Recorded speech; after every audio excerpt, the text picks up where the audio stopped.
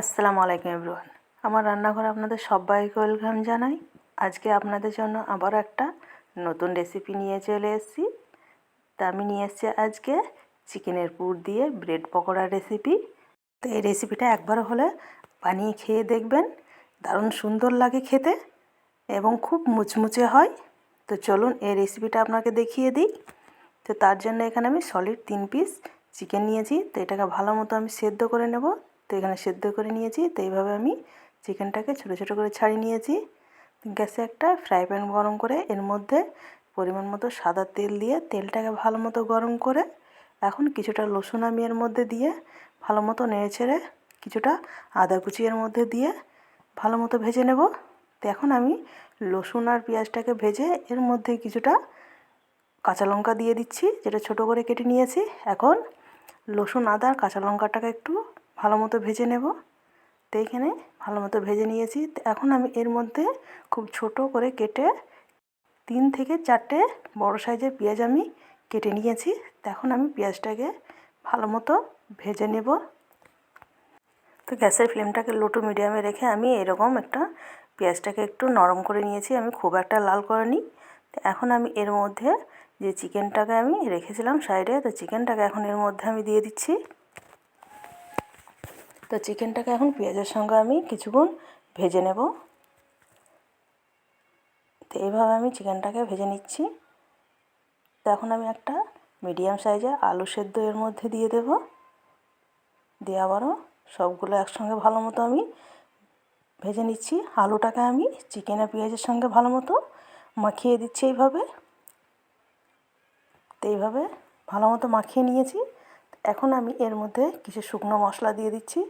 তো অল্প পরিমাণে হলুদ গুঁড়ো আর অল্প পরিমাণে লঙ্কা গুঁড়ো আর 1 চামচ ধনে গুঁড়ো আর স্বাদ মতো লবণ। এখানে আর আমি কোনো মশলা ব্যবহার করব না। তো এখন আমি সবগুলো একসঙ্গে ভেজে নেব। তো এইভাবে আমি গ্যাসের ফ্লেমটাকে লো টু মিডিয়ামে রেখে সবগুলো ভালো মতো ভেজে নিচ্ছি। তো এইখানে ভালো মতো ভাজা হয়ে গিয়েছে এবং কালারটাও চেঞ্জ হয়ে গিয়েছে। তো এখানে ভাজা হয়ে গিয়েছে। তো এখন আমি এর মধ্যে 2টো ব্রেড আমি দিয়ে দেব। তো ব্রেডগুলো আমি হাত দিয়ে একদম ছোটো করে নিয়েছি। এখন আমি এর মধ্যে দিয়ে দেব, দিয়ে ভালো মতো চিকেনের সঙ্গে মাখিয়ে নিচ্ছি ব্রেডটাকে। তো এইভাবে একটা স্প্যাচুলা দিয়ে এইভাবে চিকেনের সঙ্গে মাখিয়ে নিয়েছি ভালো মতো। তো ব্রেডটা আমার ভালো মতো মাখানো হয়ে গিয়েছে। তো এর মধ্যে কিছুটা ধনেপাতা কুচিও আমি দিয়ে দিচ্ছি, দিয়ে আবারও কিছুক্ষণ আমি ভালো মতো নেড়ে চেড়ে নেব।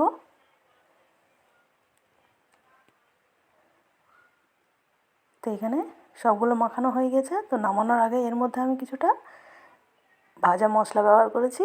তো এখানে ভাজা মশলাটা আছে গোটা ধনে, গোটা জিরে আর কিছুটা গোলমরিচ একসঙ্গে শুকনো খোলায় ভেজে আমি গুঁড়ো করে নিয়েছিলাম। তো ভালো মতো মাখিয়ে আমি পুরটাকে নামিয়ে রেখে দিচ্ছি ঠান্ডা হতে দেওয়ার জন্য।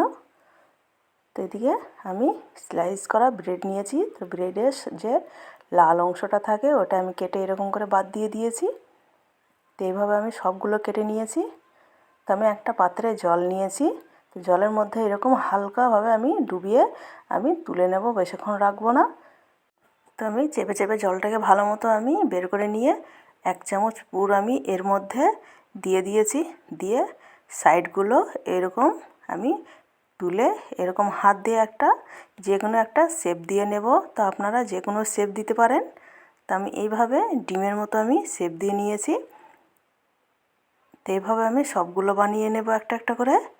তো আমি আবার একটা দেখিয়ে দিচ্ছি আপনাদেরকে। এইভাবে আমি হালকা জলের মধ্যে আমি শুধু দিয়ে আমি উঠিয়ে নিয়েছি। তো অল্প পরিমাণে পুর দিয়ে আমি সাইডগুলোকে এরকম এক জায়গায় করে আমি হাত দিয়ে চেপে চেপে একটা শেপ দিয়ে নেব। এরকম করে শেপ দিয়ে নিচ্ছি। তো এইভাবে আমি সবগুলো বানিয়ে নিচ্ছি। তো এখানে আমার সবগুলো হয়ে গিয়েছে। তো এখন আমি গ্যাসে একটা কড়াই চাপিয়ে দিয়ে কড়াইটাকে ভালো মতো গরম করে নেব।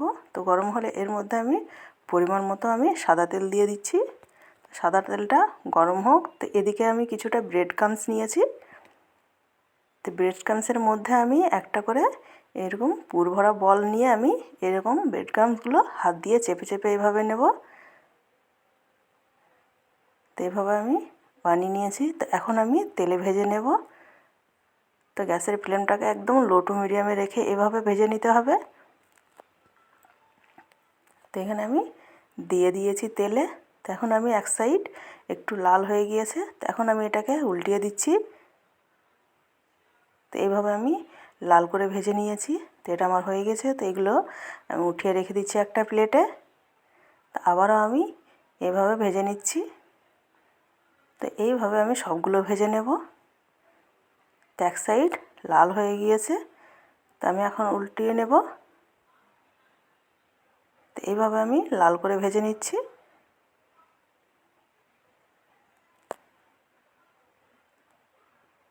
তো এখানে আমি ভেজে নিয়েছি, তো প্লেটে রেখে দিচ্ছি উঠিয়ে। তো এগুলো আমার ভাজা হয়ে গিয়েছে। তো এগুলোকে আমি উঠিয়ে নেব। তো এটা একবারও হলে বানিয়ে খেয়ে দেখবেন, খেতে দারুণ লাগে। তো আমি এখানে চিকেনের পুর দিয়ে বানিয়েছি, আপনারা চাইলে এখানে আলুর পুর দিয়েও বানাতে পারেন। তো আমার রান্না যদি ইউটিউব থেকে দেখে থাকেন তো লাইক, কমেন্ট, শেয়ার এবং সাবস্ক্রাইব করে দেবেন। আর যদি ফেসবুক থেকে দেখে থাকেন তো প্লিজ ফলো করে দেবেন। আমার রান্না যদি আপনাদের ভালো লেগে থাকে তো আমাকে কমেন্ট বক্সে কমেন্ট করে জানাবেন।